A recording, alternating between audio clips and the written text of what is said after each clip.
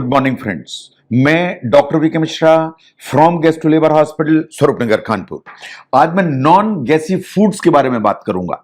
ये बात बिल्कुल सही है कि अगर गैस बनती है वो जो नेचुरल प्रोसेस है, लेकिन खाने में कुछ चीजें ऐसी हैं जो पेट में पहुंचकर गैस ज्यादा बनाती हैं। वो गैस ज्यादा बनाएंगी तो गैस ज्यादा पास होगी। तो आज मैं बात करूंगा कि ऐसी क्या नॉन गैसी फूड आप इस्तेमाल कर सकते हैं जिससे गैस फॉर्मेशन की जो प्रोसेस है वो नीचे की तरफ आ जाए। ये गैस क्यों बनती है और क्यों ब्लोटिंग की फीलिंग होती है, इसके बारे में बात करूंगा मैं आज। Now look at the problems. जो गैसी फूड्स हैं उनमें क्या होता है एग्जैक्टली, ऐसी क्यों कुछ चीजें हैं जो आपको गैस बनाती हैं। एक्चुअली गैसी जितने फूड्स होते हैं उनमें कार्बोहाइड्रेट्स होते हैं। कार्बोहाइड्रेट से मेरा मतलब है कि उसमें शुगर होते हैं, कुछ स्टार्च होती हैं, इनमें कुछ सॉल्युबल फाइबर्स होते हैं। वो फाइबर होते हैं जो पानी में डिसॉल्व हो जाते हैं, या दोनों हैं। तो इसका मतलब कार्बोहाइड्रेट होंगे या सॉल्युबल फाइबर होंगे। नाउ प्रॉब्लम यह है कि ये जो सब्सटेंसेस हैं जब हमारी छोटी आंत में पहुंचते हैं तो ये पूरी तरह से एब्जॉर्ब नहीं हो पाते, ये डाइजेस्ट नहीं हो पाते, तो एब्जॉर्ब नहीं हो पाते। तो अगर नहीं एब्जॉर्ब होंगे तो छोटी आंत से होते होते धीरे से ये बड़ी आंत में जाएंगे, और जब ये बड़ी आंत में जाएंगे तो बड़ी आंत में बैक्टीरिया बैठे होते हैं। ये बैक्टीरिया जब वहां पे होते हैं तो ये बैक्टीरिया इनको ब्रेक डाउन करते हैं, इनको फर्मेंट करते हैं, और इनका जो ब्रेकडाउन या फर्मेंटेशन है उसके चलते गैस बनती है। और जो गैस बनती है, गैस आप पास करते हैं। तो ये पूरी की पूरी प्रोसेस है। इसका मतलब आपके खाने में कार्बोहाइड्रेट हैं या सॉल्युबल फाइबर हैं, ये आपके इंटेस्टाइन इनको एब्जॉर्ब नहीं कर पाएगी, ये बड़ी आंत में जाएंगे, वहां ये फर्मेंट होंगे, तो फिर गैस बनेगी जो आप बार बार पास करेंगे। Now look at the things जो आपको इस प्रॉब्लम से बचा सकते हैं। नंबर 1, अगर आप ज्यादा एनिमल प्रोटीन खाते हैं तो ये प्रॉब्लम कम होगी। जो एनिमल प्रोटीन आप लेते हैं उसमें कार्बोहाइड्रेट होते ही नहीं है। क्योंकि कार्बोहाइड्रेट नहीं होते हैं तो उसके मेल एब्जॉर्प्शन की कोई प्रॉब्लम ही नहीं है। तो इसलिए एनिमल जो प्रोटीन्स हैं दे आर दी सेफेस्ट बेट, जिससे गैस कम से कम बनती है। लेकिन आपको ध्यान से देखने की जरूरत है कि आपने चिकन खाया वो तो ठीक है, लेकिन आप ग्रेवी वाला बटर चिकन ये सब अगर खाएंगे तो प्रॉब्लम है। इन द सेंस कि अगर एडेड शुगर है, इसमें गार्लिक भी पड़ा हुआ है, अनियंस भी हैं, तो ये वास्तव में इस तरह की जो एडिशंस हैं ये एनिमल प्रोटीन की क्वालिटी को अलग करके गैस बना सकते हैं। तो आपको एनिमल प्रोटीन चाहिए, लेकिन ये एडिटिव आपको अलग करने पड़ेंगे। तो चाहे आप चिकन खाएं, चाहे आप एग्स खाएं, चाहे आप फिश यूज करें, चाहे आप टर्की यूज करें या रेड मीट करें, साइंस ऐसा मानती है कि गैस का जो प्रोडक्शन है इन आइटम से मिनिमाइज हो जाता है या कम से कम होता है। तो नंबर 1 पे जो चीजें हैं वो आती हैं एनिमल प्रोटीन की कैटेगरी में। नंबर 2 पर आते हैं वेजिटेबल्स। जहां तक वेजिटेबल्स का सवाल है उनमें कार्बोहाइड्रेट नेचुरली कम होते हैं, तो इसलिए गैस बनने की संभावना नेचुरली कम होगी। जो कार्बोहाइड्रेट इन पर्टिकुलर में बात करता हूं उनमें सबसे पहले आते हैं बेल पेपर्स, या जितने भी शिमला मिर्च या इस तरह की जो चीजें हैं ये आपको हेल्प करती हैं। जो खीरा है, ककड़ी है या कुकुम्बर है, वो आपको सबसे ज्यादा हेल्प करता है।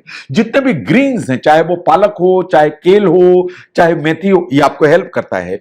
जो ग्रीन बीन्स हैं, I am talking of green beans, जो हरी जो फलियां होती हैं या ग्रीन बीन्स होती हैं, ये आपको हेल्प करती हैं।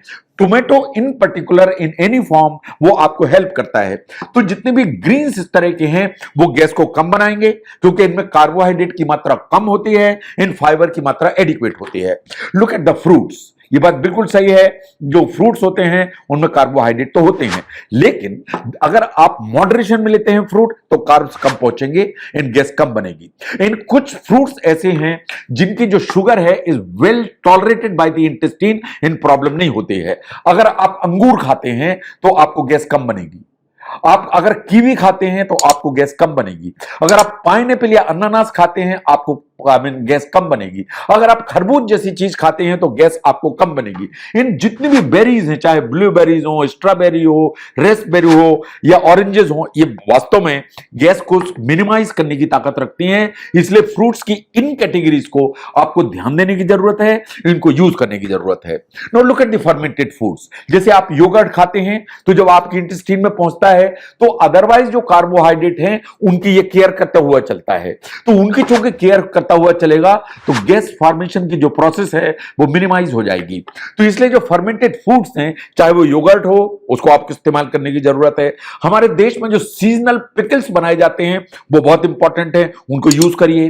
जो केफिर जैसी चीज है, कॉम्बुचा है, इनको जरूर यूज करिए। तो जितने भी फर्मेंटेड फूड्स हैं ये वास्तव में इंटेस्टाइन में जाके जो कार्बोहाइड्रेट्स हैं स्मॉल इंटेस्टाइन में, उनको यूटिलाइज कर देते हैं, उनको ऑलरेडी जो है ना गैस फॉर्मेशन की प्रोसेस को मिनिमाइज कर देते हैं। इसलिए फर्मेंट फूड्स बिकम इंपॉर्टेंट।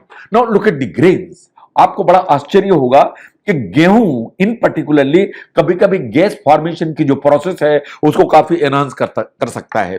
हमारे देश में जो गेहूं है बहुत ज्यादा मात्रा में खाया जाता है। साइंस ऐसा मानती है कि अगर आप ग्लूटेन फ्री ब्रेड लेते हैं वो आपको हेल्प करती है, अगर आप राइस ब्रेड लेते हैं वो आपको हेल्प करती है। आप चाहे राइस किसी भी रूप में खाएं, चाहे आप ब्राउन राइस खाएं चाहे व्हाइट राइस खाएं, गैस बनने की जो प्रोसेस वो हमेशा नीचे आएगी। ओट्स है, क्विनोआ है, इन सब से जो गैस बनने की जो प्रोसेस है वो हमेशा नीचे की तरफ आएगी। जहां तक दूध का सवाल है, जो आप मिल्क इस्तेमाल करते हैं, चाहे काउज मिल्क हो चाहे बफेलोज मिल्क हो, इसमें चूंकि लैक्टोज होता है इसलिए गैस हमेशा बनती है। तो लैक्टोज जो है वो प्रॉब्लम क्रिएट करता है, इसलिए आपको डेयरी के अल्टरनेटिव्स यूज करने की जरूरत है। आलमंड मिल्क मिलता है उसको यूज करिए, कोकोनट मिल्क मिलता है उसको यूज करिए, ओट्स मिल्क मिलता है उसको यूज करिए। सोया मिल्क इज फाइन, लेकिन कभी कभी उसमें भी प्रॉब्लम हो सकती है। लेकिन जो लैक्टोज कंटेनिंग मिल्क है, चाहे वो काऊ मिल्क हो चाहे बफेलो मिल्क हो, उसको आपको वास्तव में अलग करने की जरूरत है। नो, अगर आपको स्नैक्स चाहिए खाने के लिए तो आपको नट्स पर जाने की जरूरत है। चाहे आप वॉलनट खाएं चाहे पीकन्स खाएं, इनसे आपको हेल्प मिलेगी। जो चीज है वैसे तो डेयरी प्रोडक्ट है, बट चीज की कुछ वेराइटीज ऐसी हैं जिनमें लैक्टोज मिनिमम होता है। चाहे वो चेडार चीज हो, चाहे मोज़रेला चीज हो, चाहे परमेसन हो, इनमें लैक्टोज की जो अमाउंट है वो मिनिमाइज होती है। तो इसलिए इंटॉलरेंस कम होने से गैस बनने की जो प्रोसेस है वो मिनिमाइज हो जाती है।